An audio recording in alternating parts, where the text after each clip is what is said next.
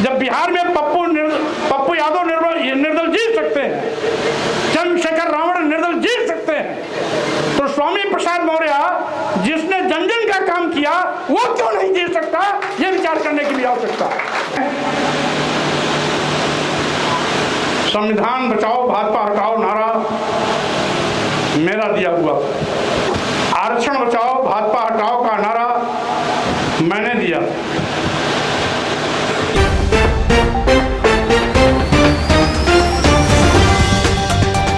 नमस्कार साथियों, जैसे कि आप सभी को पता है, अब पूरा जो लोकसभा चुनाव प्रक्रिया है ख़त्म हो चुकी और उसी के बाद पार्टियां अपना मंथन करने में लगी, कार्यकर्ता बैठक करने में लगी, जो कि उत्तर प्रदेश में 9 सीटों पर उपचुनाव होना है, उसके लिए लेकर बैठकें हर पार्टी के कार्यालय में हो रही है।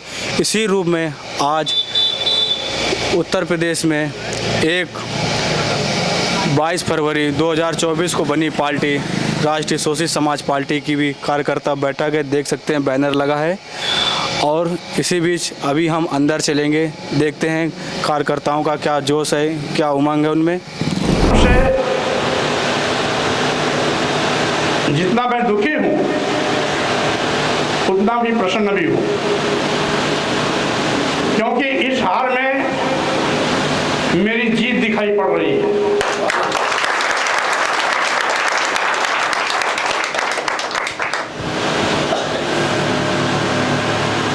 आप जानते हैं, संविधान बचाओ भाजपा हटाओ नारा मेरा दिया हुआ, आरक्षण बचाओ भाजपा हटाओ का नारा मैंने दिया,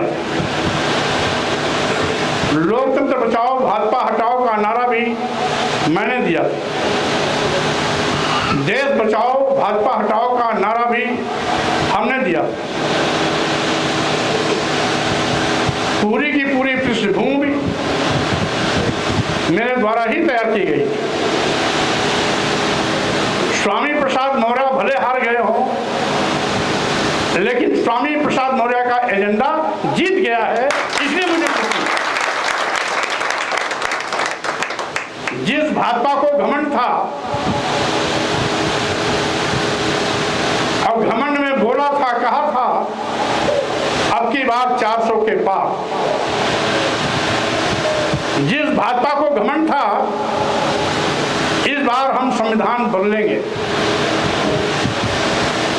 जिस भाजपा को घमंड था कि देश में जन्मे संतों गुरुओं महापुरुषों की विचारधारा को खत्म कर जमीन दोच कर हम मनु का संविधान लाएंगे, आज उन सारे घमंडी लोगों का घमंड खत्म हुआ है। और ये उस दिन देखने को मिला जब पार्लियामेंट के अंदर पहुंचे हैं नरेंद्र मोदी जी,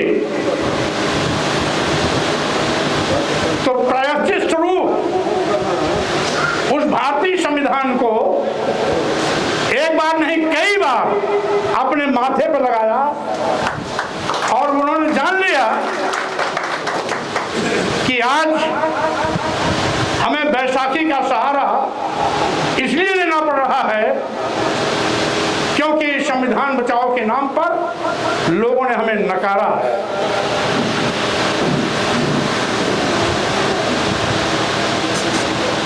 लेकिन इसके बावजूद साथियों, अच्छे और बुरे में अंतर करने की क्षमता आनी चाहिए, तभी आप लोकतांत्रिक फैसला सही ढंग से कर सकते हैं। अच्छा और बुरा दोनों को बराबर एक तराजू पर तौलोगे तो सही निर्णय कभी नहीं कर पाओगे। लोगों ने यहां गलती की, आखिर चंद्रशेखर रावण भी तो संविधान बचाने वालों की लाइन में थे। लेकिन संविधान बचाने वाले लाइन में जब संविधान बचाने वाले चंद्रशेखर रावण को अलायंस के लोगों ने टिकट नहीं दिया तो टाल ठोक करके वो नगीना क्षेत्र की जनता के बीच में गया। नगीना क्षेत्र की जनता ने उस हीरे को परखा और 1, 2, 3, 4 हजार नहीं 1.5 लाख से ज्यादा वोटों से जिता करके साबित किया। ये काम कुशीनगर वाले नहीं कर पाए, ये काम कुशीनगर वाले नहीं कर पाए। जरा कुशीनगर के लोग जो आए हैं वो हाथ खड़ा कर दें, हाथ उठा दें, अब नीचे कर लें। हमने इसलिए कहा कि अगर लाख अच्छाई स्वामी प्रसाद मौर्य के अंदर है, कहने में स्वामी प्रसाद मौर्य से नफरत क्यों? जब आप ये कहते हो कि स्वामी प्रसाद मौर्य मेरे लिए ये किए, स्वामी प्रसाद मौर्य मेरे लिए ये किए, कॉलेज के लिए किए, सड़क ये बनवाए, बिजली ये दिए, हमारे यहाँ पॉलिटेक्निक खुलवाए, हमारे यहाँ आश्रम पद्धति विद्यालय खुलवाए, हमारे गांव में स्कूल खुलवाए, जब सारी काम स्वामी प्रसाद मौर्य करते हैं तो निकम्मों को वोट क्यों? क्या यही लोकतंत्र है? कोई आपके लिए काम क्यों करेगा? जब निकम्मे लोगों को ही बार बार चुन के जाना है तो पब्लिक में कोई काम क्यों करेगा? अभी हमारे नूरुल्लाह अंसारी जी कह रहे थे, जिला पंचायत है, बड़ी मजबूती से लगे थे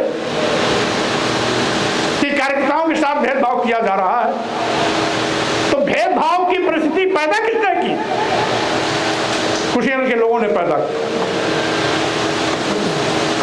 जिस सांसद को पानी पी के आप गिर जाते थे, अंत में उसी सांसद को आपकी गलतियों ने जिता दिया, तो स्वाभाविक रूप से वो दुष्परिणाम कौन भोगेगा? कुशीनगर के लोग भोगेंगे, दूसरे जिले के लोग नहीं भोगेंगे। 5 साल तक जिसने आपको दुत्कारा, फर्जी मुकदमे में फंसाया, प्रताड़ित किया, परेशान किया और साथ ही साथ तमाम लोगों की जमीनें हड़पी, जबरदस्ती खेत कब्जा किया, बिना पैसे दूसरों के खेत पे कब्जा किया, आपने सब जानते हो। फिर भी उसके बाद वो जबरदस्त वोटों से जीतता है, क्यों? क्या आपने सही ढंग से वोट देने में अपना निर्णय किया? यही गलती अगर बार बार करनी है तो कोई किसी भी जिले में स्वामी प्रसाद मौर्य बन के काम क्यों करेगा? इसलिए साथियों, यह कहना